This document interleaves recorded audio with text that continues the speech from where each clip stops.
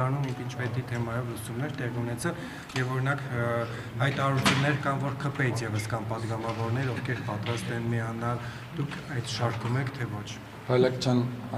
նման հայտարարություն անողները առաջինը խաբել են ձեզ լրագրողներին, որ նման մարդիկ կամ падգամավորներ կան ԿՊ-ում, շտապեմ ձեզ վստահեցնել եւ շատերին գուցե հիասթափեցնեմ կամ պարզապես այդ իրականության մասին իրենք գիտեն, չկա նման բան եւ նույնիսկ խոսակցություն, քննարկում կամ ուղղակի որևէ չկա, պարզապես չկա, սա ծիծաղալու թեմա է, չկա նման բան։ Դուք կարող եք բոլոր կպականների անունով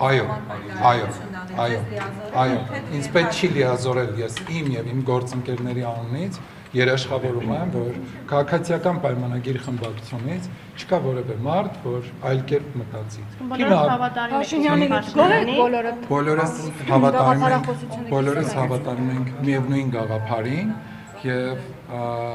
չկա նման թեմա եւ նման թեմա մեր խմբակցությունում չի քննարկում եւ ես այդ հարցին ընդհանրապես ժպիտով եմ վերաբերում։ Չկա վերապահում վարչապետի գործողությունների հետ կապված խմբակցությունում։ Ես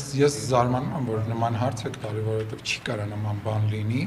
Թիմը միասնական է գործում եւ եթե կան հարցեր, հարցերը բարձրաձայնվում են եւ այդ հարցերին լուծում է տրվում։ Եվ չկա խզվածություն թիմի մեջ։ Ես մեկ անգամ պաշտոնապես ձեզ հայտարարում եմ իմ եւ իմ գործընկերների անունից ժպիտով եմ երբեք ասում եմ երբեք չի լինելու նման բան,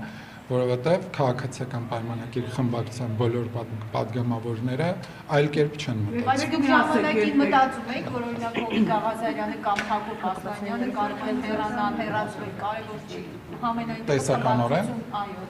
Տեսեք, ովքեր քաղաքացիական պայմանագիր կուսակցության սկզբունքներից դուրս որևէ գործողություններ կիրականացնեն, դա կլինի ցանկացած մեկը քաղաքացիական պայմանագրից, սկսած ինձանից, ինքը ըստ էության հեռացվելու է քաղաքացիական պայմանագիր կուսակցությունից։ Կարող չեմ մտածել, որ այդ երկուսը կարող են հեռանալ կամ հեռացվել, գուցե հիմա ինչ-որ բան լինի։ Գուցե չկա նման մտահոգություն, ես շտապեցնեմ ձեզ